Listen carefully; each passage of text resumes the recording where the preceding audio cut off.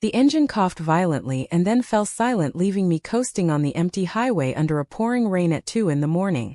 My hands gripped the steering wheel as the car slowed to a stop on the shoulder hazard lights flashing like a desperate SOS. This was the last thing I needed after a long day, but as I sat there in the darkness, I had no idea that this breakdown would drag me back into a past I had spent years trying to bury. I grabbed my phone, the screen lighting up my face. No signal bars out here in the Chicago suburbs at this hour. Everything was a ghost town. I remembered seeing a sign for an all-night auto repair place a couple miles back. With no choice, I pulled up my hood, locked the doors, and started the long walk through the downpour. Rain soaked through my jacket quickly and the cold bit at my skin, but it was the tightness in my chest that really hurt. Memories I had locked away threatened to surface with every step.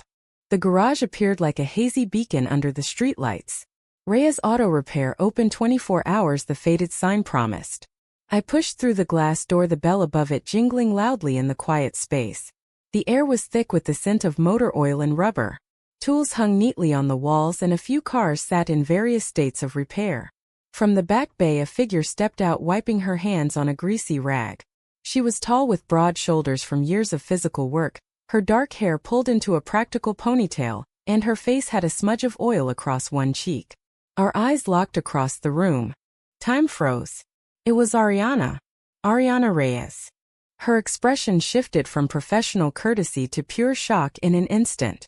The rag slipped from her fingers and hit the concrete floor with a soft thud. Aubrey, she breathed my name like it was a ghost from another life. What are you doing here? My legs felt weak. 8 years had changed her. She looked stronger, more grounded, but those dark eyes still held the same intensity that had once made my world stop. I was the girl who had loved her through secret meetings and whispered promises only to be cast as the villain in her family's story. The one her conservative parents had forbidden her from seeing because 2 daughters in love was a sin they could not accept. They had given her an ultimatum back then: choose family or me, and she had chosen them. Or at least that's how it felt when she stopped answering my calls and disappeared from campus.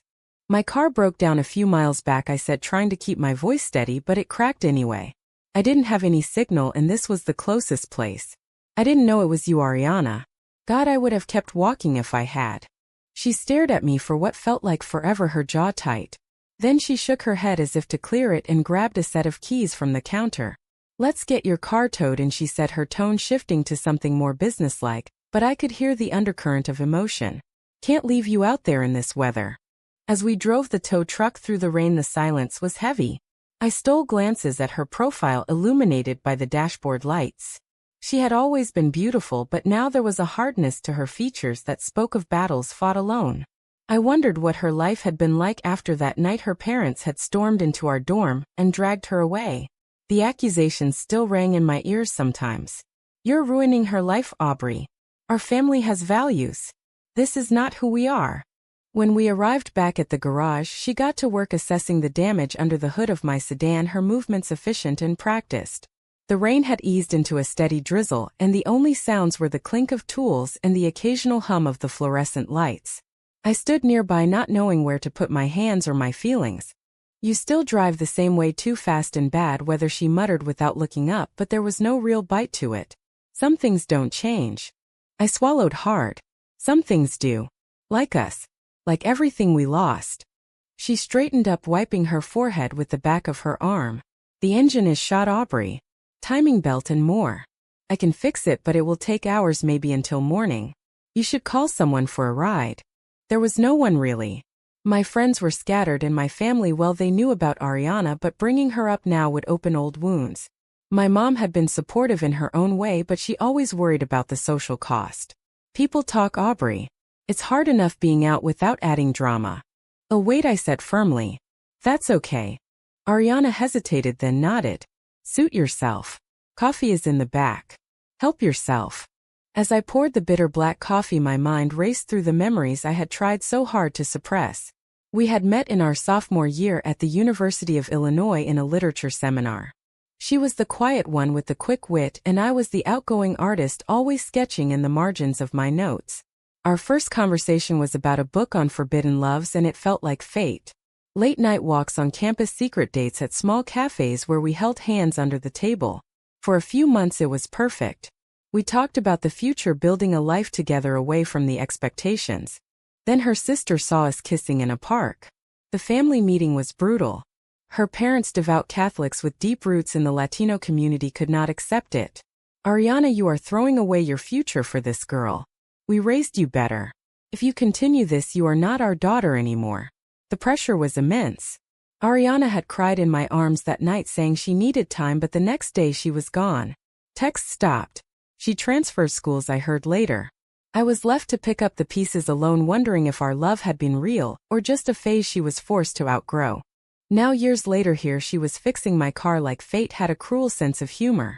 I watched her work the muscles in her arms flexing as she diagnosed the problem. She had built something here, this garage.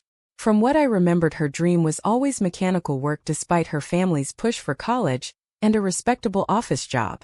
Why a garage? I asked, finally breaking the silence. She glanced up, her eyes guarded. It was the one thing they couldn't control. After everything I needed something that was mine. Paid my way through certification, work nights, built this place up. It's not glamorous, but it's honest. There was pride in her voice, but also exhaustion. I wanted to ask about her family, if they had come around, but the question stuck in my throat. Instead, I said, I'm sorry, Ariana. For all of it. I never wanted to come between you and them. She set the wrench down hard, the metal clanging. You didn't come between us, Aubrey. They did. But I let them. That's the part that still keeps me up at night. The choice I made. Or didn't make. Her words hung in the air, heavy with regret and unresolved pain. The night stretched on, and I realized this chance meeting was only the beginning of something much larger. Old wounds were opening, and neither of us could walk away without facing what we had lost, what we had become, and what price we were willing to pay again for a second chance at the love that had once defined us both. Ariana wiped her hands again and leaned against the workbench, her shoulders slumping just a fraction. The coffee in my cup had gone cold, but I couldn't stop staring at her, the woman who had once been my entire world, now standing inches away, covered in grease and years of silence. She didn't say anything more for a long moment, just stared at the engine like it held all the answers she couldn't find in herself.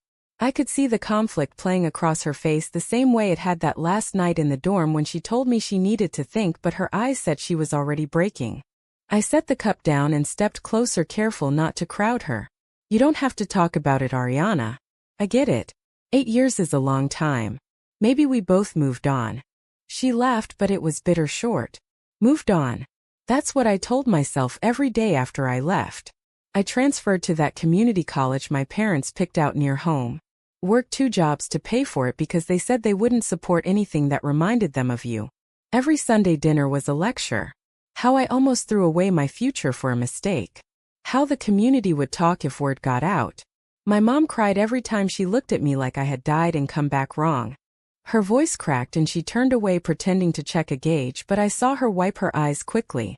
I wanted to reach out to touch her shoulder the way I used to when she was stressed about exams, but I kept my hands at my sides. That touch belonged to a different time, a different us.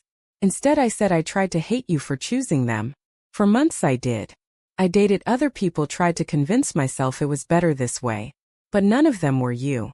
None of them understood the way you did, how family can feel like both anchor and chain. She turned back, her eyes meeting mine with a raw honesty that made my stomach twist.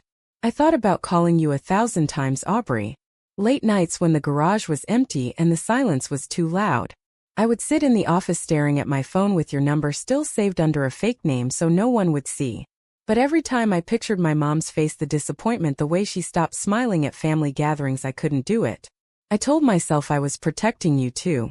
Protecting us from a world that would never let us be happy. The words hit like fresh bruises. Protecting me. I had spent years replaying that choice, wondering if I had pushed too hard, if my openness about being out had scared her family into action. Now, hearing her side, the weight of her sacrifice, the daily cost she paid, made the anger I had carried feel selfish. But it didn't erase the hurt. I crossed my arms, fighting the urge to pace. So what now? You built this life without me and I built mine without you. A marketing job that pays the bills, friends who don't ask about the past. But seeing you here, it feels like none of it was real without you in it. Ariana closed the hood with a soft thud and leaned on it, her fingers tracing an invisible pattern on the metal. The repair was going slow, she said. Parts had to be ordered and the rain wasn't helping.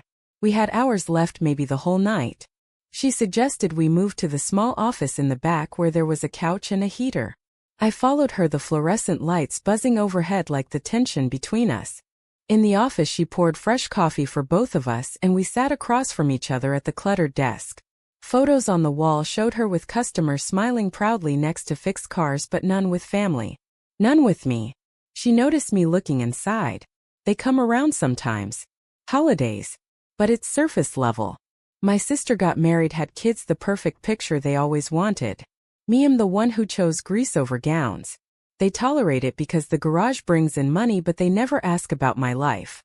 Never mention the girl who almost took me away. I sipped the coffee, burning my tongue on purpose to feel something sharp. My own family had been different. Mom hugged me when I came out, said she loved me no matter what. But even she worried about the whispers at church, the looks from neighbors. I never brought anyone home after you. Felt like betraying what we had. Now sitting here with you, the only sound the distant patter of rain. I felt the old pull the way my heart still knew yours. But the moral weight pressed down. Was reaching for this again selfish if it meant reopening wounds for her family or for mine? Was love worth the risk of losing the fragile peace we had both clawed out for ourselves? We talked then, real talk, not the surface stuff. She told me about the nights she drove past my old apartment hoping to see me but never stopping. I told her about the therapy, the years of questioning if I was enough to fight for. The conversation stretched, the clock ticking past 3, then 4. Outside the world slept, but inside this garage 2 women who had once been everything to each other were peeling back layers of pain and regret. The repair waited, but the real work was happening in the spaces between our words. I didn't know if we could fix what was broken between us, but for the first time in years I didn't want to run from it. By the time the new parts arrived, the sky outside had turned from black to a dull gray. Ariana worked with focused intensity, her hands steady despite the exhaustion lining her face. I helped where I could, handing tools, fetching rags, anything to stay close without forcing more words. The silence now was different, not the heavy, awkward one from earlier, but charged with everything we had unpacked. Every glance, every accidental brush of fingers sent sparks through me, reminders of the connection that time and distance had never fully severed. She wiped sweat from her brow and straightened. Almost there. Another hour maybe. You hungry? There's a diner across the street that does breakfast all day. I nodded, grateful for the break from the garage walls that felt smaller with every revelation. We locked up and walked through the lingering drizzle, the air cool and fresh after the rain. The diner was nearly empty, a tired waitress nodding at Ariana like she was a regular. We slid into a booth in the corner away from the windows. Coffee again, but this time with eggs and toast, simple food that felt grounding. Over the meal the talk turned deeper. Ariana leaned forward, her voice low. After I left school I almost gave in completely. My parents set me up with a guy from church. Nice, stable. I went on a few dates because saying no meant more fights. But every time he touched my hand I thought of you. I ended it after 3 months. Told them I needed to focus on the business I was starting. They were disappointed again, but at least it wasn't about a girl this time. I pushed my plate aside, appetite gone. I dated 2 women mostly. One lasted 2 years. She was kind, patient, but she deserved someone who wasn't carrying a ghost. When it ended she said I was still in love with someone I wouldn't name. She was right. I never stopped loving you, Ariana. Even when I hated you for the choice you made. The question that kept me awake was whether that choice was truly yours or if the pressure from your family, from our whole society, made it impossible to choose differently. She reached across the table, her fingers hovering near mine but not touching. Society. That's the word. In our neighborhood back then, being different meant whispers at the grocery store, pitying looks at mass. My parents built their life on tradition, on what the community thought. When they saw us, it wasn't just about me, it was about their standing, their faith, their fear of losing me to a world they didn't understand. I was angry at them for years. Still am sometimes. But then I look at my niece and nephew and I wonder if fighting them would have meant losing them too. The price felt too high. The waitress refilled our cups and we fell quiet again. Outside cars passed, the morning commute starting. I thought about my own compromises, the promotions I turned down because they required moving to cities where being out felt safer but lonelier. The friends I distanced when they asked too many questions about my past. We had both paid in silence and isolation. Now sitting across from each other, the moral tangle grew tighter. If we tried again, would it heal us or destroy the lives we had built? Was it right to risk her fragile family ties for a love that society still judged? Was it wrong to walk away again when this second chance felt like destiny? We finished eating and walked back, the tension building with every step. In the garage, she finished the repair, the engine roaring to life under her hands. But neither of us moved to leave. Instead, we stood there, the repaired car between us, a symbol of what could be fixed and what could not. Ariana looked at me, her eyes searching. I don't know what comes next, Aubrey, but I know I can't pretend this didn't happen. Not again. I nodded, the decision heavy in my chest. We exchanged numbers, this time real ones. As I drove away, the sun breaking through clouds, I felt the pull back to the garage stronger than the road ahead. The confrontation with the past had only begun, and the choices waiting would test everything we believed about love, family, and the price of being true to ourselves. The next few days blurred into a haze of texts and late-night calls. Ariana and I danced around the edges of what this meant, careful not to push too hard. She sent photos of the garage after hours when it was quiet, just her and the tools. I sent sketches I had drawn in meetings, doodles of hands reaching across divides. But beneath the lightness, the old pressures simmered. Her family still called every weekend, checking and subtly reminding her of gatherings where she was expected to smile and fit the mold. On the third night, I drove back to the garage unannounced. The lights were on and Ariana was closing up. She didn't seem surprised to see me, just opened the door and let me in. We sat in the office again, this time with takeout Thai food spread on the desk. She told me about a recent fight with her mother. They wanted her to attend a family reunion in the old neighborhood. Bring someone, they said. Someone appropriate. The word hung between us, loaded with everything unspoken. I set my fork down. Appropriate. Like the guy from church. Like anyone but me. Ariana rubbed her temples. It's not just them, Aubrey. The whole community. My business relies on word of mouth from those same families. If they knew about us, about me, it could all crumble. I worked too hard to lose it now. But then I look at you and I remember how alive I felt when we were together. How the fear didn't matter as much as the love. Her vulnerability cracked something in me. I reached for her hand, this time letting our fingers lace. The touch was electric, familiar yet new after so many years. We talked for hours about the betrayals, not just hers but mine too. How I had let friends convince me to move on without fighting harder. How I had internalized the prejudice, telling myself maybe they were right, maybe love like ours was too complicated. The moral dilemma deepened. Was it selfish to pursue this, knowing it might force Ariana to choose again between me and her roots? Was it cowardly to walk away, protecting the peace at the cost of our happiness?